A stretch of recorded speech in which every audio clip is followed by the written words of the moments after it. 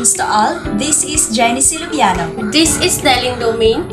And we hope that we are all doing well amidst the adversities we're facing. So for today's video, we will be discussing the activity which is about the assessment of the nutritive value of the different forage crops of livestock, poultry, and hydroponics. So without further ado, let's get started. So now, we will tackle first about the significance of forage crops in animal production. Forage crops are essential component of animal production as they provide a source of high-quality feed for livestock. Forage crops are crops grown specifically to be grazed by livestock or conserved as hay or silage. Forage crops assist achieving production targets for attributes such as growth or weight, gain and make up seasonal shortfalls between demand and supply. They can also play an important role in maintaining ground cover, preventing soil.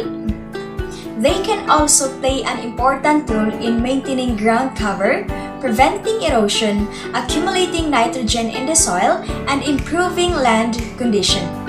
Forage crops can be an important tool for producers, provided the right crop is selected and carefully managed during establishment and grazing to ensure maximum productivity is achieved. In line with this, there are some reasons why forage crops are important in animal production. First is the nutritional value. Forage crops are rich in protein, fiber, vitamins, and minerals which are essential for animal health and productivity. They provide a balanced diet that can support growth, reproduction, and overall health of livestock. Second is that the environmental benefits. Forage crops are grown in natural setting and can be used to improve soil quality, reduce erosion, and promote biodiversity. They also help to reduce the carbon footprint of animal production by reducing the need for energy-intensive commercial feeds. Third is the natural source of feed. Forage crops are a natural source of feed for poultry, which can improve the overall health and well-being of the birds. They also provide environmental enrichment as birds enjoy foraging and picking at plants. Fourth is the sustainable farming. Forage crops can be grown on marginal lands that are suitable for crops, such as steep slopes or areas with poor soil quality. They also require less fertilizer and other inputs, making them more suitable option for animal production. Fifth is it improves animal welfare. Forage crops provide a natural and varied diet for livestock which can improve their overall health and welfare. They also provide environmental enrichment as animals enjoy foraging and grazing. Sixth is it reduces dependence on commercial feeds. By incorporating forage crops into their feeding regimen, poultry farmers can reduce their dependence on commercial poultry feeds, which can be expensive and sometimes contain questionable ingredients. Forage crops can be an important tool for producers, provided in the right crop is selected. Careful management is required to ensure that the crop is fully utilized in its most productive and nutritious phases of growth. So now I will discuss about the different forage crops of livestock. First, we have knobber grass, Ccto, purpureum. Knobber grass is one of the important perennial tropical forage crop. Belong to family Poaceae.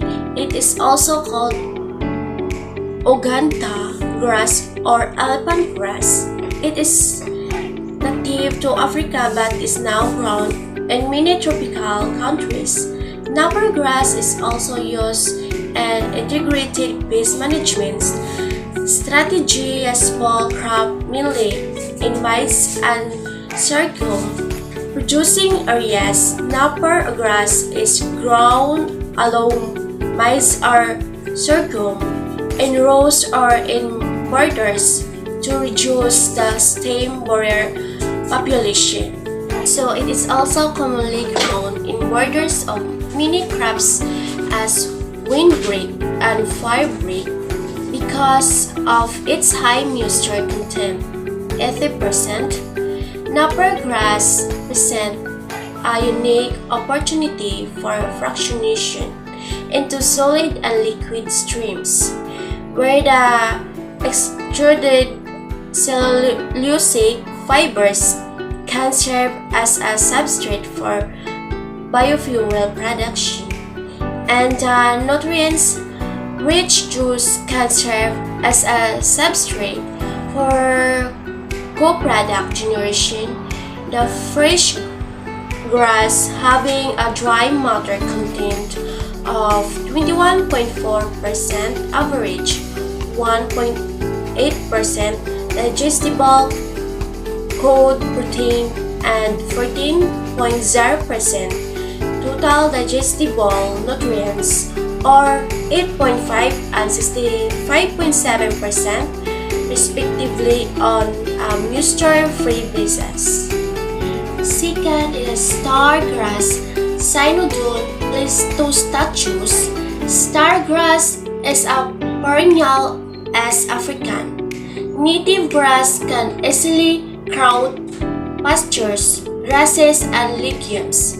It is very resistant to trampling and drought, but tends to become very steamy when mature.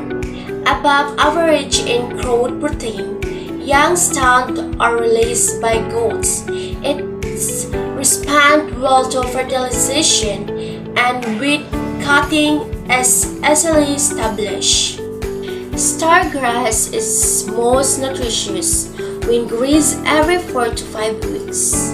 Cynodon listostatus is a moderately nutritive grass, containing about 10% protein in the dry matter grass feed during the dry season, can contain less than 6% protein, while the crowd protein of young grass can exceed 13% of the dry matter and more than 18% when nitrogen fertilizer has been applied.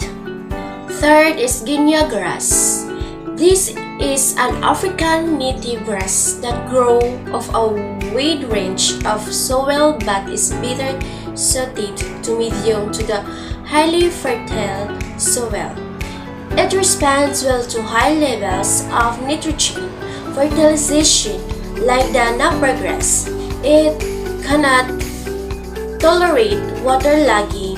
Guinea grass can be established commercially using rootstock and seeds. The crude protein content of the young grass offered was 12.0%, followed by urea spreads through 7.7% and mature grass 5.4%. The crude protein content of the feed refuse was lower, and the corresponding values for young grass, mature grass, and straw diet were 10.1 to 3.9 and 7.0% respectively. Fourth is paragrass. Paragrass has become popular due to its ability to grow well under waterlogged conditions. A trailing grass that roots freely at the nodes, it responds well to nitrogen fertilizer.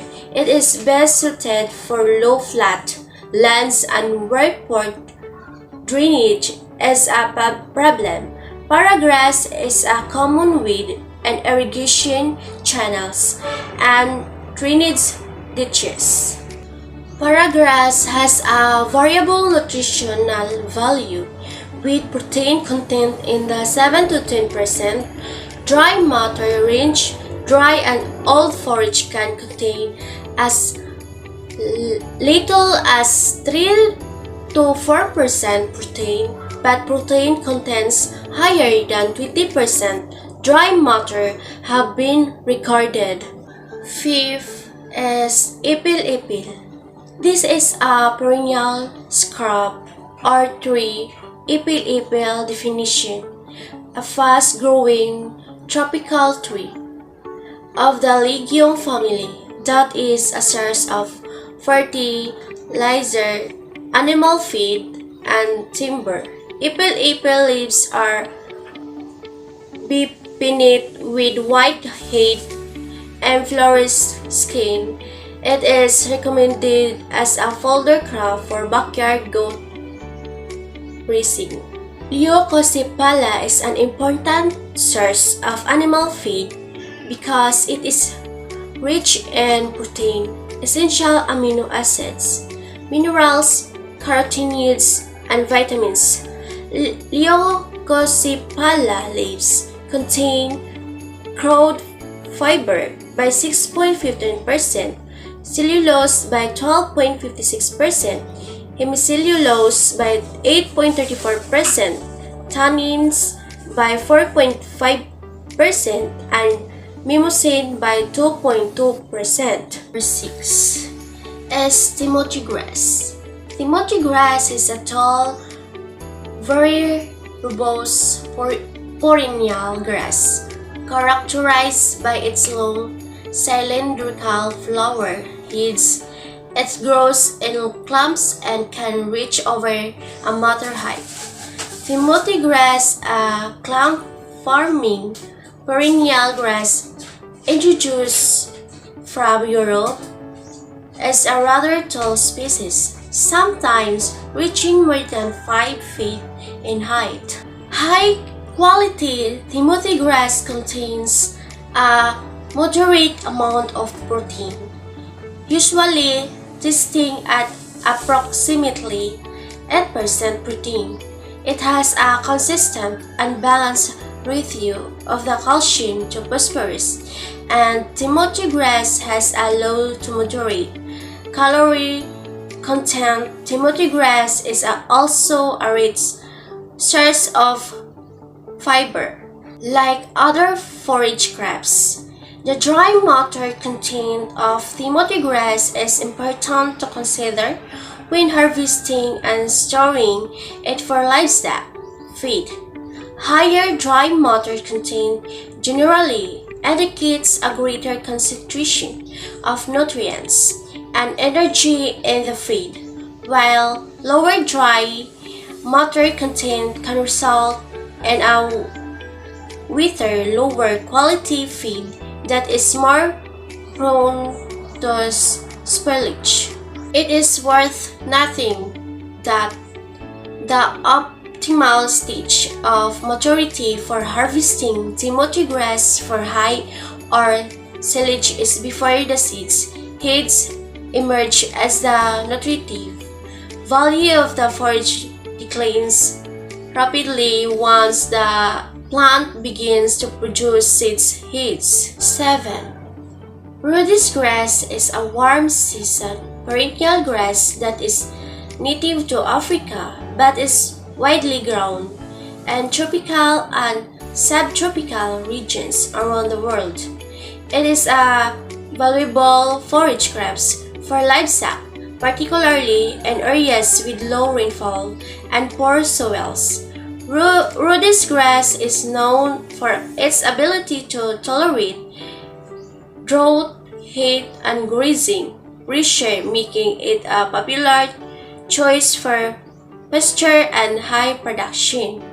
Rhodes grass can have a dry matter content of around 20%, while during the reproductive stage, the dry matter content can increase up to 30%.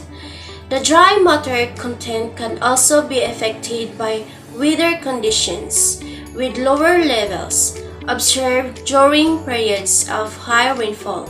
It is important to consider the dry matter content of Rhodes grass when harvesting or storing it for livestock feed, as it can affect the nutritive value and quality of the feed.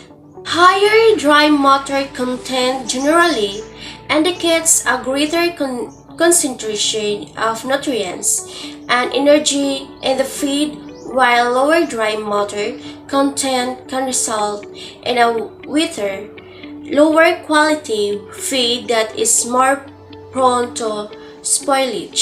So now, we will proceed to the different forage crops of poultry. Forages and forage meal could be valuable alternative sources of protein for commercial poultry where they are easily available and not expensive. So the following are the different forage crops of poultry. First is corn, or scientifically known as Zea maize. Maize, also known as corn, has been recognized worldwide as a major energy feed ingredient in the diets of poultry.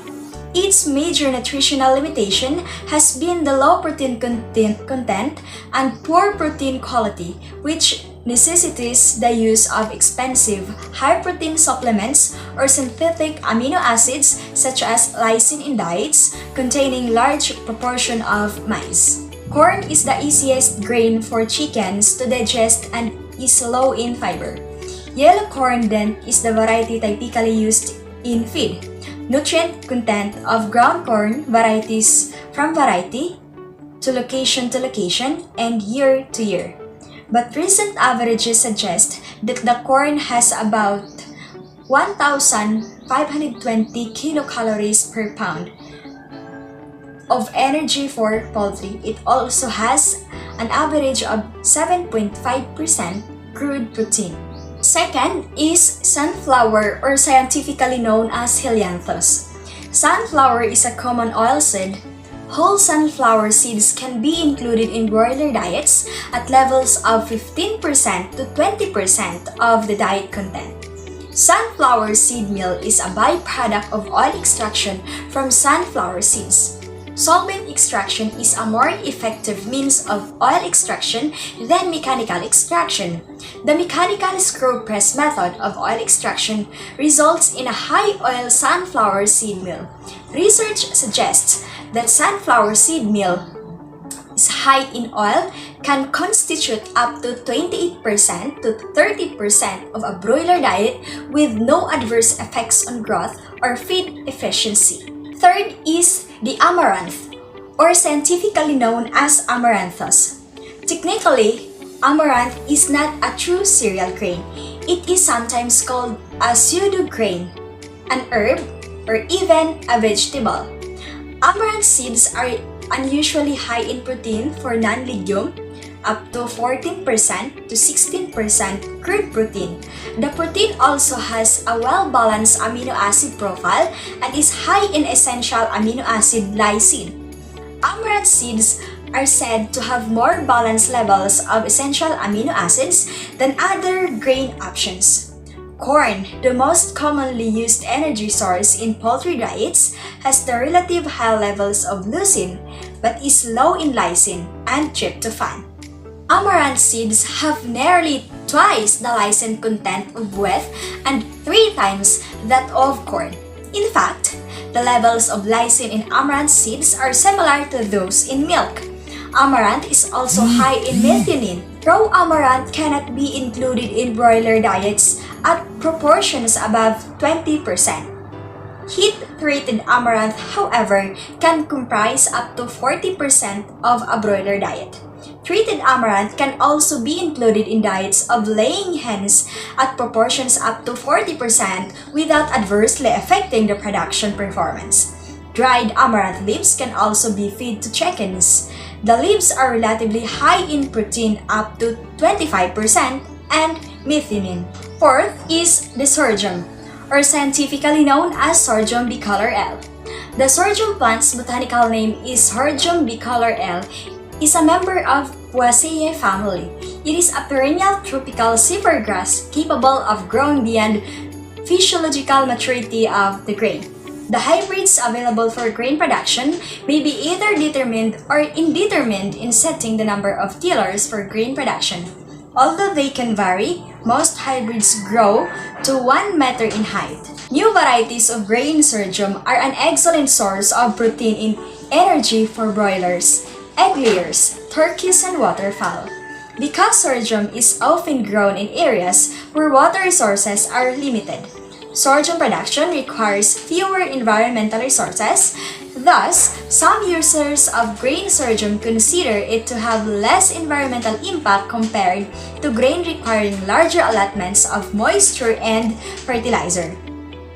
When competitively priced, grain sorghum can be used at up to 70% of broiler and layer rations and 55% in turkey rations, replacing all corn. The nutrient profile of sorghum is complementary to protein sources typically formulated in poultry rations anywhere in the world and is very similar to corn or maize. The nutritional value of sorghum was assumed to be 80 to 90% of the total feeding value of corn. For sorghum to replace corn in a lower-cost feed formulation, this meant that sorghum had to trade at prices much lower than corn before it would be included in formulation. Today's sorghum varieties compare more favorable to corn in lower-cost feed formulations. And now let's proceed to the different forage crops in hydroponics. Hydroponic forage refers to the practice of growing fodder for livestock in hydroponic system. Hydroponics is a method of growing plants in a nutrient-rich solution without soil, using a variety of systems and techniques to support plant growth. The following are the forage crops in hydroponics. First is we have barley grass, or scientifically known as Hordeum vulgare.